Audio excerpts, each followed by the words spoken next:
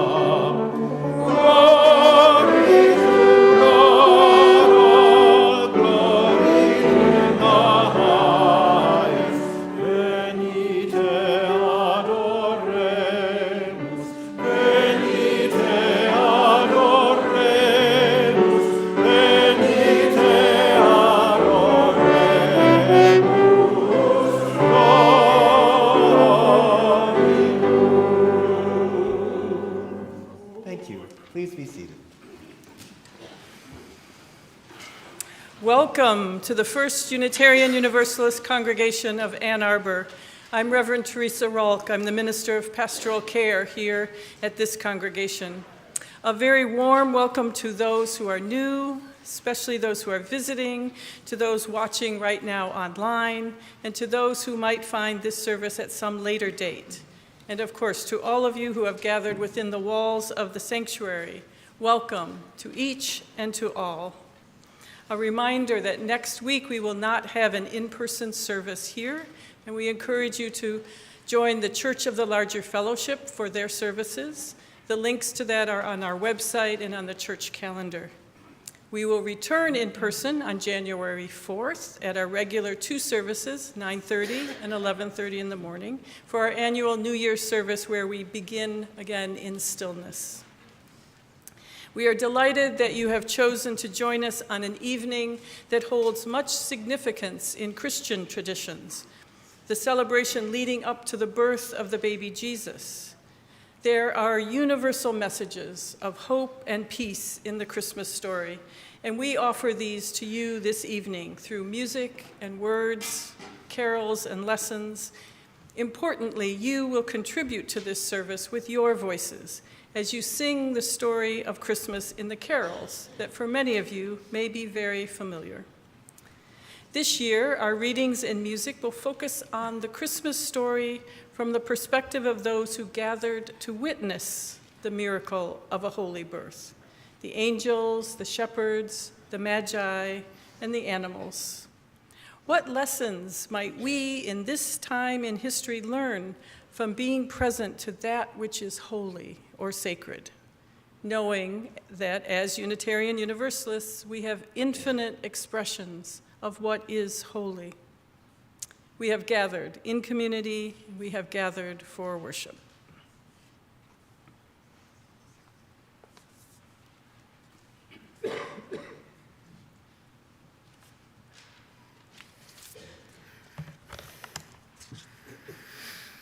We begin our time together this evening by lighting our chalice, a symbol of Unitarian Universalism. I invite those of you online to join us in lighting a candle wherever you are, and if you'd like to, please type in the chat where the chalice is lit. In a season of cold and dark, the chalice flame serves as a reminder of the warmth, love, action, and peace this community embodies. From the chalice flame, we also light our Christmas candle. At the end of the service, we will carry the flame from this Christmas candle to each of you, reminding us of the power and beauty of the light this community holds together.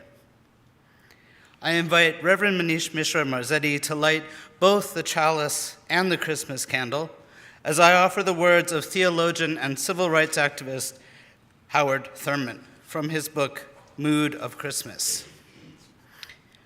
I will light candles this Christmas, candles of joy despite all the sadness, candles of hope where despair keeps watch, candles of courage for fears ever present, candles of peace for tempest-tossed days, candles of grace to ease heavy burdens, candles of love to inspire all my living, candles that will burn all year long.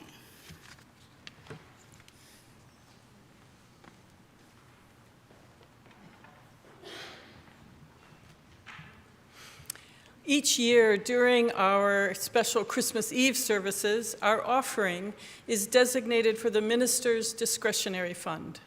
This fund is used primarily for pastoral support and one-time financial needs that members and friends within our UUAA community may experience in a crisis, as well as for emergent needs in the community and in the wider world. This fund directly contributes to our community's ability to bring love, care, and the spirit of justice alive when these needs appear. No other fund or line in our community's annual budget supports this kind of critical support.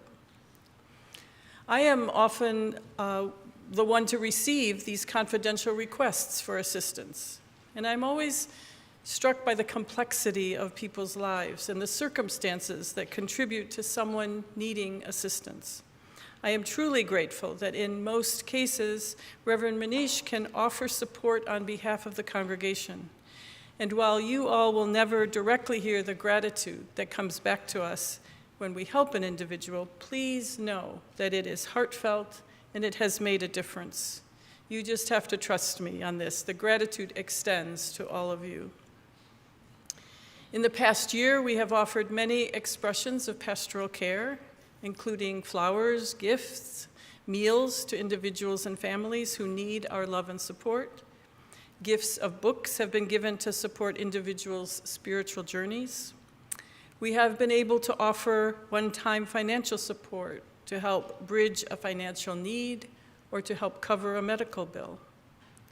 We have also offered support to justice-focused organizations or groups that are in line with our values, such as the Interfaith Roundtable of Washtenaw County, the Unitarian Universalist Service Committee, and DRUM, Diverse Revolutionary UU Multicultural Ministries. These are just a few examples of the many things we were able to do with our community's collective generosity and commitment. So please consider giving again or for the first time. This is our community's primary opportunity annually to replenish the minister's discretionary fund for the coming year. Your participation and support matters and makes a tangible, positive impact in the lives of many. So together, let us do the work of Christmas by bringing love alive in the world. To give, you can text UUAA to 73256. You can go to uuaa.org/giving and select MDF as the fund, or you can leave cash or checks in the baskets. I invite the ushers to come forward now, and our offering for the Ministers' Discretionary Fund will now be gratefully given and received. Generosity.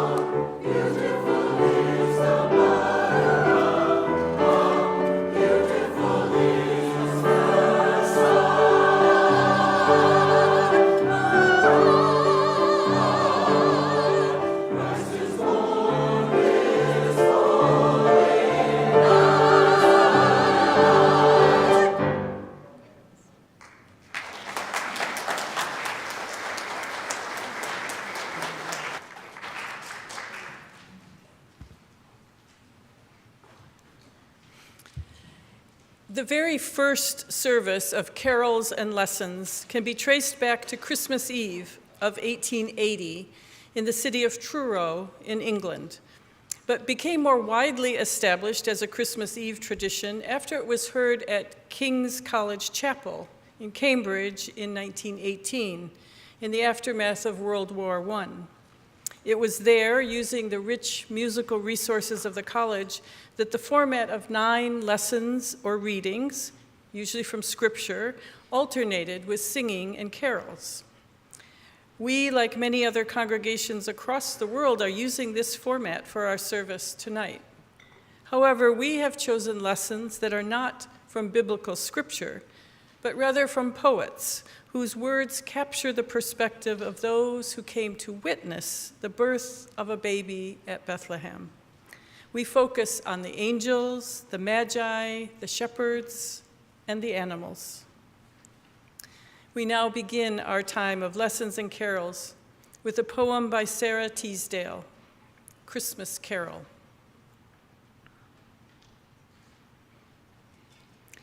The kings, they came from out the south, all dressed in ermine fine. They bore him gold and chrysoprase and gifts of precious wine. The shepherds came from out the north. Their coats were brown and old. They brought him little newborn lambs. They had not any gold. The wise men came from out the east, and they were wrapped in white. The star that led them all the way did glorify the night. The angels came from heaven high, and they were clad with wings. And lo, they brought a joyful song, the host of heaven sings. The kings, they knocked upon the door, the wise men entered in. The shepherds followed after them to hear the song begin. The angels sang through all the night until the rising sun. But little Jesus fell asleep before the song was done.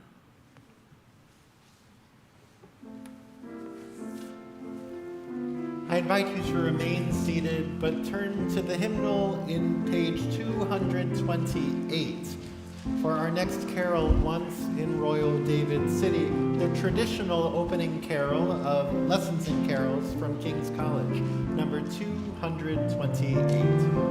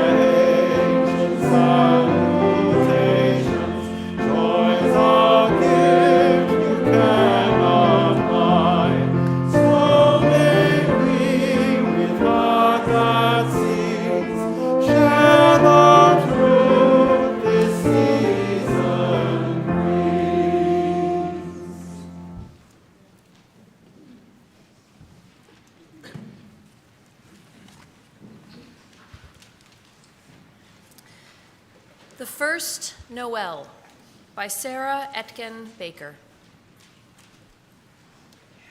The angels did not sing, not at first. Their silence split the sky like frost on stone, a pause between the stars' slow burst and the breath that would become the song. Noel, they'd say, but first, the dark, the shepherd's fire gnawing at the night, the lamb's pulse quick beneath his palm, the weight of wool, the itch of straw, the way a man might kneel without knowing why. Then, the air grown thick with wings, the cry like wine poured from a height, the name that broke the nameless dark. Noel, Noel, the root, the spark, the falling, catching light. Now we hum it, clean and bright, but the first Noel was half a scream, the sound a world makes when it tears and finds the seam is lined with gold.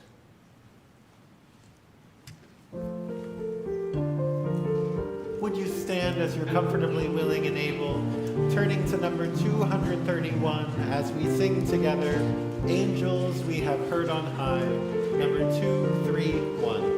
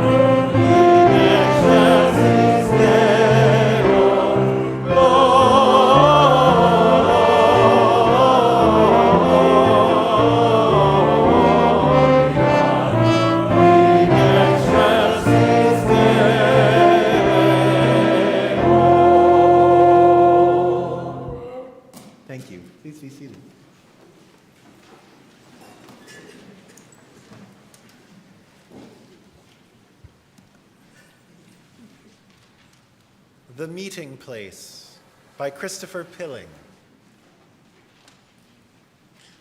It was the arrival of the kings that caught us unawares.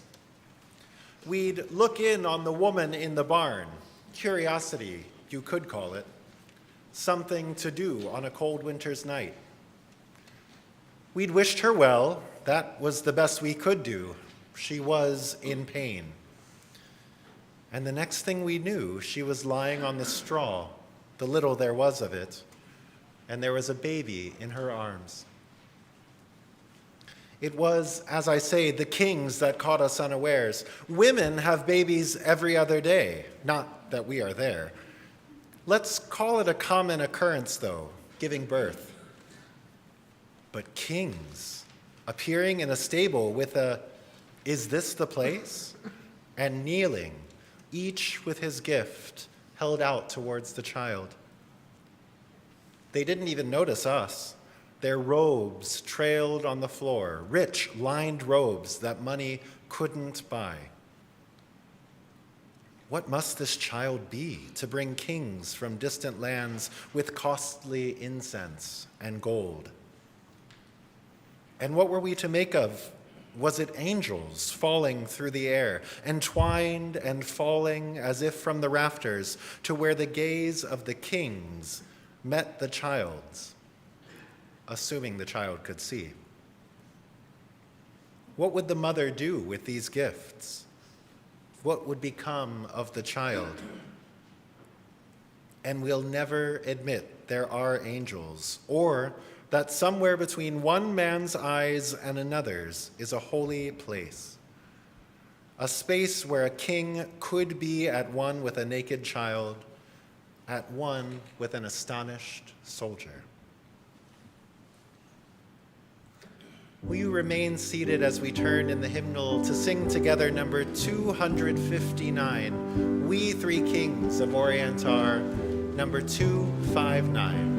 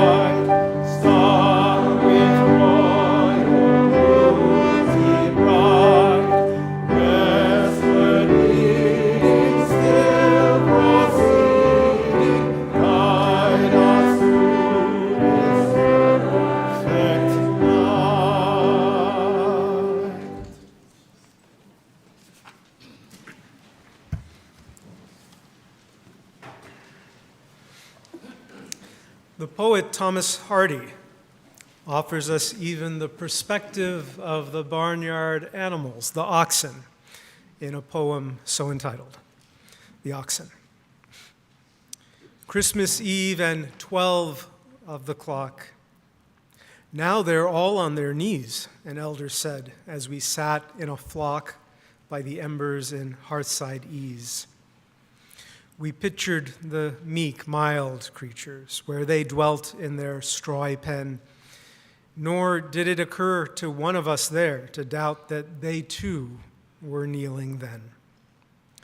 So fair a fancy few would weave in these years, yet I feel if someone said on Christmas Eve, "Come, see the oxen kneel," in the lonely barton by yonder coombe our childhood used to know, I should go with him in the gloom, hoping it might be so.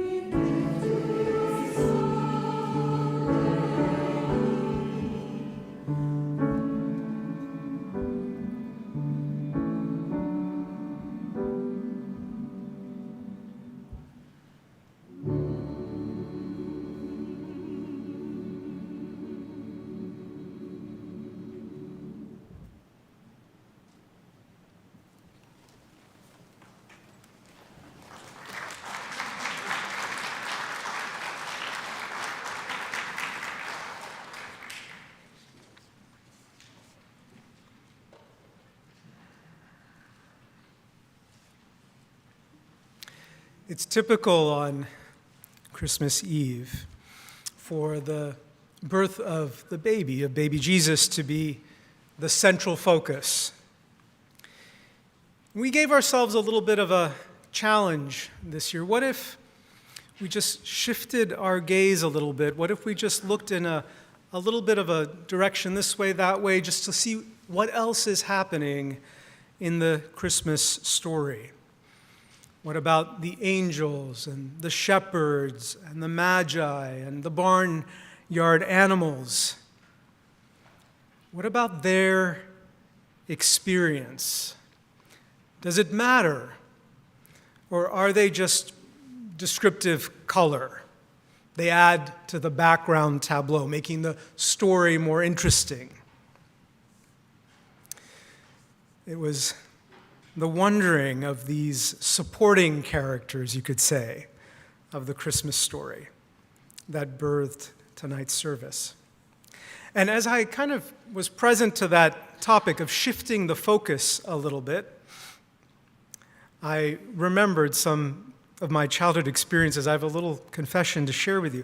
You know, when I was a kid, whenever I'd watch TV shows or a movie, I'd always notice the supporting characters, not just the main or lead characters. And every now and again, I would write a fan letter to the supporting character.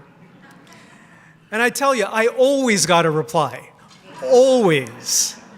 My favorite of these is that for a brief time as a kid, before she was famous, I had a little pen pal thing going for a brief time with Robin Wright.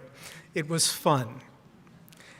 But when you think of, why do you even do that? Why would a kid even do that? I always wanted to notice what was happening in the full scene, in the full picture. And I wanted the other people who were working hard to also know that they were valued, that they were appreciated, that they were seen. This is very UU, by the way. To notice the full picture, to notice who may be on the margins of the main story, to notice if shifting perspective and noticing what else is happening might even change how we understand the main story, quote unquote. Yet, day to day, we go through life, and certainly, maybe even especially, when we're in the midst of challenges or something big happening personally in our lives, we have this automatic, implicit kind of sense of being in the starring role of a movie that bears our own personal name. And that focus on us as having the starring role in our life movie, it relegates everyone else and everything else, to being a supporting cast member, we forget that every human being is living this grand adventure in which the events of their life matter greatly to them.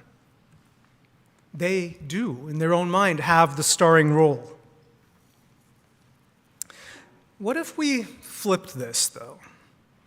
Instead of each of us having the starring role, what if each of us were only supporting cast, and the actual drama, film, TV, movie, whatever it might be, didn't bear our personal name, but was simply titled Life? That would make each of us co-participants, co-creators, rather than stars. And in that co-participant, co-creative role, there is a lot of beauty, a lot of power. As co-participants, we aren't just actors or agents doing things in the world. We're also witnesses. Take a moment and think about how important witness has been in your life. We especially know this at the big, important times in our lives. At weddings, we are witness and we lend our witness. We witness love being brought alive and the promises that people make to each other in support of that love. At memorial services, we gather and we witness the grief of others, of a family, of a community. At child dedication or blessing services, we lend witness. We witness a new life and the joy that that life is bringing, a family and a community. And in so many more ordinary day-to-day ways, we lend our presence, we lend our witness. A phone call, an email, a card, a message, a touch on a shoulder, something that lets another human know that we see them, we understand, we're there. These things aren't small, you know. And even on a day like today, we lend our witness. We lend our witness to a story that's been passed down through millennia. We witness all the surrounding mythology and the cultural practices, customs, traditions. We show up and we lend witness in so many ways in our lives, and it matters. In witnessing others, we witness traditions, we witness the unfolding of life. And we can witness that unfolding of life with humility, recognizing that the larger story is about more than just myself or yourself alone. We are reminded that lending presence is an expression of love. And in that simple act of love, that act of love can ripple in so many ways that are unimaginable. I had a powerful experience of this past fall. It was one of these No King protest Saturdays, and I'd been here at the congregation working. On my drive back home to West Arbor, I found myself I'd been thinking all day, in this time we're living in, if Jesus himself somehow showed up and overturned the tables of the moneylenders, would it even matter? If no one in authority cared, they simply didn't even care, would it matter if Jesus himself overturned a table, if there was an act of protest that significant? And in light of that, what are we doing? Showing up and yet again protesting. I'd been holding that wondering, tossing it over and over with my heart and my head. And on that drive home, as I got off the ramp of 94, that shopping area in West Ann Arbor, there were lots of people on the street corners. Some of you were there. You may have recognized my car, I don't know.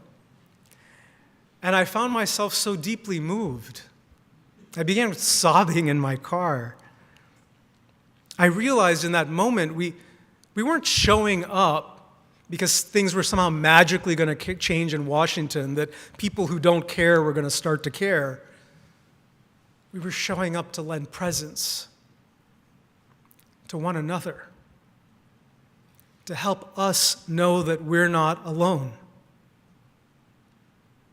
that there were others holding similar dreams and aspirations for our society, for our nation, and that they were there, and that we weren't going to disappear into nothingness, that we would wave signs and honk horns and jump and shout and share our love and care with one another. It was powerful, and it reminded me of the power and importance of witness. Our presence alone can make such a huge difference. We know this through our relationship with doctors, with therapists who lend us their presence, their care, with a minister, with a friend, a spouse, family member, heck, in circles of people, in 12-step groups, in conversation circles, small groups and gatherings of all kinds. Our presence fosters connection. It fosters healing. It fosters growth, a sense of community, a sense of being connected to a larger purpose and larger meaning. So this Christmas Eve, we honor all the angels, all the shepherds and magi, all the barnyard animals, you know who you are, and others, because we all matter. And the gift of our loving presence is transformational. Know that, trust that, be that. Merry Christmas.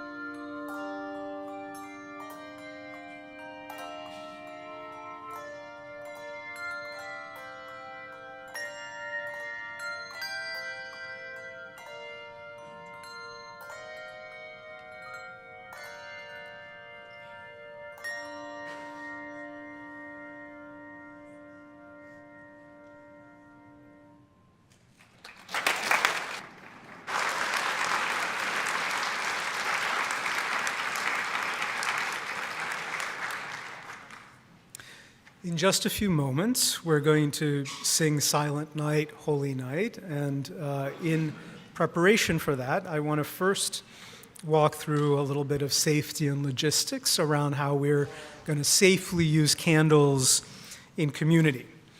So in a moment, we'll come down the aisles and share the flame of a candle. Some of you have physical candles. Younger ones may have electric candles. Either are fine. If you have a lit candle, you are never going to tip your lit candle. Once it is lit, it stays upright. Only tip the unlit candle towards the lit candle and light it that way. Okay. Next. We'll go down the aisles, and you're going to pass the flames inward towards others and share it with others near you. Then, as we're standing, we're going to sing 3 verses of Silent Night, Holy Night. And I invite you to engage in your own kind of personal meditative experience as we join in together in those 3 verses. For the first verse, we'll hold our candles at about heart level, about here. And as we hold it at about heart level, I want to invite you to just bring to mind earlier Christmases past that you've been a part of. For some of us, there may be loved ones who are no longer living or with us. Bring them into your heart and your mind. Hold them with you. They're here with us in spirit.